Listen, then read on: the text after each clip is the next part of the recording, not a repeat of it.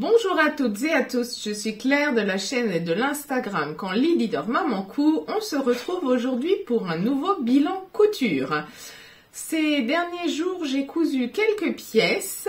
Alors, en vrai, j'ai réalisé 3 patrons différents, mais j'ai fait 6 pièces, puisqu'il y a un des patrons que j'ai réalisé 4 fois. Donc, sans plus attendre, on commence tout de suite avec ce premier patron. Il s'agit du soupule du top Anna de La Belle et la Bobine. Je vous en avais parlé dans ma vidéo de projet couture pour l'hiver. Je souhaitais me faire plusieurs soupules pour aller avec toutes mes tenues, pour mettre sous mes pulls ou en guise de top pour assortir avec mes bas. C'est un soupule que j'ai déjà réalisé une fois cet automne et que je porte énormément parce que je trouve qu'il taille très bien. Il est exactement ce que j'attends d'un soupule, c'est-à-dire assez ajusté au niveau du corps et des bras, avec un petit col cheminé mais qui plaque très bien. Je trouve que c'est un excellent basique. C'est un patron qui est gratuit. La marque de La Belle et la Bobine a malheureusement fermé. Par contre, Camille nous laisse ce patron qui était un patron gratuit à disposition. Donc, je vous mettrai comme d'habitude un lien dans la barre d'infos pour pouvoir accéder à ce patron. Donc, c'est un patron, comme je vous disais, d'un soupule qui est assez moulant, ajusté. Il peut se faire manche longue, manche courte, sans manche et avec un petit col cheminé ou un col roulé un peu plus haut. Il est en difficulté 1 sur 4, je suis tout à fait d'accord, surtout si vous avez une surjeteuse, tout se monte à la surjeteuse, ça va très vite. Vous pouvez également bien sûr le coudre avec un point élastique à la machine à coudre, c'est juste que c'est beaucoup plus long une couture élastique à la machine à coudre qu'à la surjeteuse, mais ce n'est pas impossible. Il est taillé du 34 au 48, les marges de couture sont incluses. Pour ma part, je me réfère au tableau des tailles et je me couds un 40, comme dans beaucoup de marques, donc je trouve qu'il taille assez bien. Il est tout simple, hein. Il y a donc un devant, un dos, une manche à couper en double et le petit col, c'est vraiment une couture très efficace et rapide. Personnellement, j'ai coupé mes 4 t-shirts à la suite, je les ai assemblés à la suite. Le plus long, en fait, c'était de changer le fil pour avoir un fil qui soit coordonné à chaque tissu.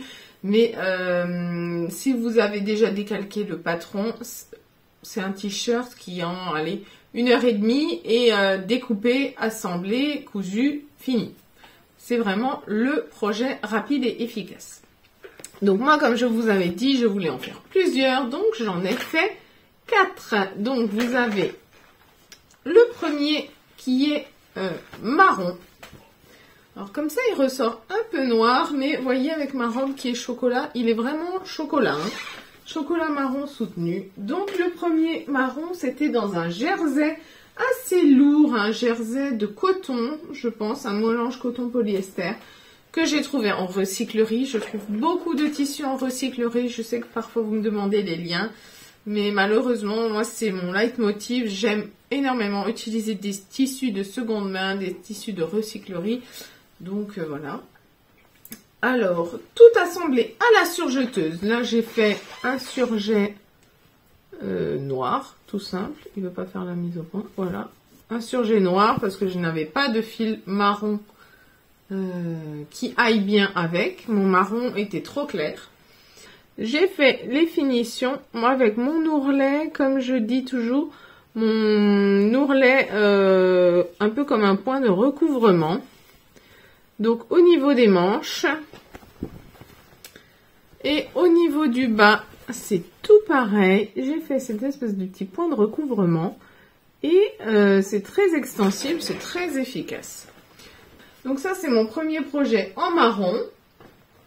J'ai fait exactement le même en gris dans un jersey de viscose, un jersey côtelé avec des toutes petites côtes gris chinées. Là pareil, c'est un tissu que j'ai trouvé en recyclerie. J'ai fait les mêmes finitions au bas des manches. J'ai fait mon petit point de recouvrement. Voilà. Et au bas du top, tout pareil. C'est un point qui reste somme toute extrêmement extensible, donc c'est vraiment génial pour faire des ourlets du bas et des manches. Ça reste très extensible. Donc le deuxième en jersey de viscose gris. Le troisième, je l'ai fait dans un jersey de coton noir qui vient de chez Dries & Stoffel. Là, est-ce que vous verrez la différence? Oui, là vous verrez. Celui-là il est noir, celui-là il est marron. Donc tout pareil, toujours assemblé à la surjeteuse. Donc bien sûr, assemblage surjeteuse, pour celles qui ne savent pas, je commence par assembler les épaules. Une fois le devant, le dos rassemblé, je couds la bande d'encolure. Ensuite, je fais les coutures en une fois dessous de manche côté et puis je termine par mes ourlets. Donc le noir, c'est un jersey de coton de chez Dries & Stoffel qui est en 250 grammes. Il est bien épais, bien lourd. Par contre, je trouve qu'il n'est pas si extensible que ça. Je m'attendais à plus d'extensibilité. Ça va très bien au porté, mais il est plus ajusté que les autres. Du coup, il est un peu moins stretch. Voilà, là j'ai fait pareil, mon petit point de recouvrement, le point zigzag, aux manches et également au bas du t-shirt. Voilà, ça reste bien stretch. Et alors pour la dernière version, on est sur ce coloris. Vous avez été plusieurs à me dire que c'était un coloris étrange. Alors je suis d'accord. En plus là, il ressort beaucoup plus flash que s'il l'est. Quand on regarde la maille dans le détail, en fait c'est un mélange entre des fils plutôt verts et des fils plutôt bleus. Ouh, je tape dans le... Vous voyez, là, on a la maille de près et c'est ni vert ni bleu. Il y a vraiment les deux qui sont pris dans le tissu. Alors, du coup, moi, je pense l'associer facilement avec mon tissu tartan. J'ai pour projet de me coudre un pantalon dans ce tartan-là. Et en fait, quand on regarde les deux ensemble, je trouve que ça ressort vraiment super bien. Alors, comme d'hab, lui, il sort beaucoup plus lumineux en caméra qu'en vrai, mais les deux s'associent très bien et avec un bas noir, un bas sombre, ça va illuminer, ça me plaît beaucoup. Après c'est certain que ce genre de couleur tout le monde n'assumera pas. Et du coup pour faire l'ourlet au bas de manche, voilà pareil, j'ai fait mon point de recouvrement. Voilà, donc là vous distinguez les fils de piqûre plus les points de piqûre plus que les fils. J'ai utilisé un fil bleu canard et ils se font très bien. Donc pareil pour les manches et pour le bas du t-shirt avec ce point de recouvrement que je trouve très efficace. Voilà, ce sont des coutures faciles, rapides. Ce sont de très bons basiques que je vais beaucoup porter tout l'hiver. Ça va aller avec toutes mes tenues. Ce ne sont que des unis, donc ce sera des choses qui seront portées et utilisées. Pour le deuxième patron, j'ai voulu me coudre un accessoire. J'avais envie de me faire une banane. Alors, il existe plusieurs patrons de bananes sur internet. Je pense principalement à la banane de Pretty Mercerie, je crois, qui est la banane XXL.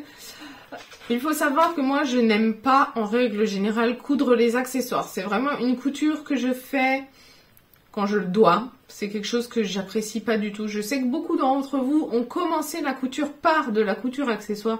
Mais moi, vraiment, c'est quelque chose qui m'intéresse pas. Je trouve que ce sont des petites pièces. Il faut être très précis. C'est souvent compliqué. Enfin, vraiment, ça ne m'attire pas. Moi, ce que j'aime, c'est créer mes vêtements. Donc là, quand même, j'avais une chute de tissu dans laquelle je voyais vraiment une banane. Donc j'ai cherché un patron de banane gratuit parce que j'avais pas envie d'investir pour quelque chose que j'allais coudre une ou deux fois. J'ai trouvé sur le site de Mondial Tissu le patron d'une banane qui est offert, qui est gratuit. Je vous mets une petite image là. Et donc je l'ai téléchargé. C'est un patron qui est très simple puisqu'il n'est constitué que de 3 pièces. Vous avez le devant, le dos et le rabat devant. Donc c'est vraiment quelque chose de tout simple, de basique, qui est quand même assez bien expliqué. il y a une vidéo de montage qui est réalisée par Mélanie Faye, je crois, si je ne dis pas de bêtises. Il faut assez peu de mercerie, 1 mètre de sangle, un clips, une attache et un zip de 40 cm. Donc, c'était somme toute assez léger. J'ai commandé des attaches qui sont très qualitatives sur AliExpress. Je ne les ai pas payées très cher. Je crois que c'était 3,50 l'attache et vraiment, elles sont super bien. Pour la fermeture éclair, j'ai utilisé de la fermeture éclair basique au mètre. Et la sangle, je n'ai pas acheté de sangle. J'ai fait une sangle moi-même avec mes vieux jeans troués là que je récupère à droite à gauche. Donc j'ai fait une sangle en jeans qui a une couleur à peu près coordonnée à mon tissu. Donc voici ma banane.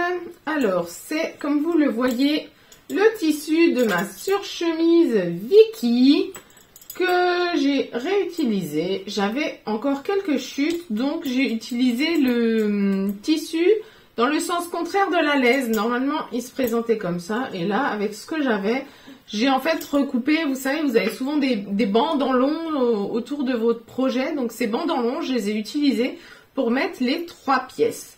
Donc, ma petite banane en moumoute. Alors, la moumoute étant assez souple, je l'ai intégralement doublée avec un thermocollant très épais. Le même que j'avais utilisé pour faire le choix-peau de Lydie. C'est un thermocollant en bâche. Enfin, en bâche. En gros rouleau rigide, comme ça. Et il est vraiment hyper épais, hyper rigide. Donc, j'ai thermocollé tout mon tissu extérieur. Et pour l'intérieur, j'ai utilisé la même chose que ce que j'avais utilisé pour les rabats de mes poches et de mon col. Une petite cotonnade noire, toute simple. Donc, la banane est quand même très bien expliquée puisqu'elle est entièrement doublée. Donc, ça fait un intérieur, un extérieur très propre. Comme je vous disais, pour la sangle, j'ai utilisé un jeans gris. Alors là, en l'occurrence, je crois que c'était un jean des enfants. Bref, que j'ai dépioté complètement. Et puis, on a cette petite sangle métallique qui est vraiment très belle. Alors là, elle fait un peu gling, ça doit être énervant. Mais elles sont vraiment magnifiques, ces fermetures. Elles sont de belle qualité. Elles sont vraiment en métal, donc je pense qu'elles finiront très bien. Et avec la sangle était donné cette espèce d'anneau régleur là en 3 parties pour pouvoir faire une sangle réglable en longueur. Donc, moi j'ai fait tout comme c'était expliqué sur la vidéo pas à pas. Je l'ai juste bêtement suivi. Et franchement, je trouve qu'elle est pas mal cette petite banane. Elle est vraiment grande. On peut mettre pas mal de choses. Je pense qu'elle va être surtout utile quand on va faire en hiver les marchés de Noël, les festivals de musique au printemps. Peut-être pas en été parce qu'elle va me tenir chaud. Mais... oui, des festivals de musique, genre quand on fait la foire au vin de Colmar ou les Euroc ou les choses comme ça. S'il fait 40 degrés cette année, ça n'ira pas, mais bon. Voilà. La foire au vin givré. Allez, on va faire la version givrée avec. Bref, vous avez compris, quand on va se promener et qu'on veut les mains libres, c'est très pratique. Alors, c'est un accessoire qui fait très années 80. Je suis née dans les années 80, mais vraiment ça et la cagoule, c'est des accessoires normalement. C'est interdit, c'est banni. Mais là, je me suis dit que ça avait quand même son utilité. Et en moumoute, je trouve qu'elle a un petit côté quand même un peu plus fashion et qui change. Donc voilà, j'ai détesté la coudre. Avec l'épaisseur de la moumoute thermocollée dans ce thermocollant très rigide, plus la doublure, plus le zip, j'ai utilisé des aiguilles spéciales tissu épais. J'en ai quand même cassé 2. Donc là, j'ai fini ma banane. Va rester au placard quelques temps parce que pour le moment je la déteste, même si elle est super bien, et puis elle ressortira plus tard. Alors pour le dernier projet que j'ai à vous montrer, j'ai utilisé un patron issu de ce magazine là. C'est le La Maison Victor numéro 2 de mars-avril 2021 et j'ai fait le pantalon Ethel. C'est un patron que vous pouvez trouver gratuitement sur le site de la Maison Victor, Femmes d'aujourd'hui. Comme toujours, tout ce qui est trouvable, je vous le mets dans la barre d'infos directement. C'est plus simple pour vous. Alors, voilà. Le pantalon Etel, il est comme ceci. C'est un pantalon ample avec des jambes assez larges. C'est un pantalon que j'appelle moi personnellement tube. Il est taille haute, très ajusté à la taille avec une petite ceinture. Il y a des pinces au dos et ensuite la jambe est très large. Sur l'avant, vous avez des poches plaquées, un peu façon à l'italienne, mais vraiment qui sont plaquées par-dessus avec des surpiqûres décoratives. Et on peut finir la ceinture avec un petit nœud. C'est quelque chose que personnellement, je n'ai pas fait puisque mon tissu était, somme toute, quand même assez épais et je trouvais que ça aurait rajouté du volume. Moi, au contraire, j'aime bien faire des tailles hautes assez marquées pour essayer de marquer ma taille et ne pas attirer les yeux dessus. Donc, j'ai enlevé tout simplement le nœud. J'ai fait une ceinture toute simple. C'est un patron qui va assez vite. On coud les pinces au dos, on plaque les poches et puis on assemble. Leur méthode de braguette se suit facilement. C'est pas la même que la méthode de chez l'Americana que je fais pour mes jeans. Mais là, j'ai suivi ce qui était proposé au niveau du pas à pas dans le magazine. Et comme toujours, la Maison Victor, c'est pas mal parce que vous avez et le schéma et le texte. Donc, c'est quand même assez précis pour bien s'en sortir. Vous avez les mêmes pas à pas quand vous téléchargez le patron. Donc, je trouve que ce sont des patrons qui permettent vraiment d'acquérir des techniques de couture et de progresser. Alors, c'est un patron qui existe du 34 au 56. Ça, c'est une gamme de taille qui est très intéressante. Il le note difficulté 3 sur 4. Je ne suis pas vraiment d'accord parce que hormis le montage de la braguette, il n'y a rien de très compliqué. Hein, j'ai juste des pinces au dos, plaquer les poches, ce qui n'est pas compliqué non plus. Vraiment, je trouve assez simple. Alors, au niveau du métrage, là, je ne suis pas du tout d'accord avec eux. Moi, je me couds un 36 chez la Maison Victor. La Maison Victor taille plutôt grand. D'après leur tableau de taillage, il me faudrait un 38. Mais dans les faits, je me couds toujours un 36 et c'est très bien. Donc, chez eux, un 36, ils déterminent qu'il faudrait 2,50 m de tissu. Or, moi, j'ai fait un 36 et 1,50 m me suffisent largement. Sans le nœud, mais en sachant que si je faisais le nœud, c'est vraiment 2 petites pièces et j'aurais pu les caser dans mes chutes latérales sans souci, hein, les pièces du nœud. Donc 1,50 m suffisent, hein, vraiment. Pareil, ils mettent le plus grand métrage, d'après eux, pour un 52, un 56, c'est 3,10 m et le plus petit 1,90 m. Moi, mon 36, il rentre dans 1,50 m. Donc bon, mesurez peut-être. C'est un pantalon qui est très long. Il demande d'ajouter les marges de couture et de mettre 7 cm d'ourlet. Alors moi, je n'ai mis que 5 cm d'ourlet au bas du pantalon et j'ai fait un revers de 7. Et encore, il est très très long, il traîne limite par terre. Je me demande si je vais pas peut-être légèrement raccourcir encore d'1 centimètre de plus le pantalon. Ça, je le verrai vraiment à l'usage quand je l'aurai porté 1 ou 2 fois. S'il traîne trop par terre, je le raccourcirai encore d'1 ou 2 centimètres.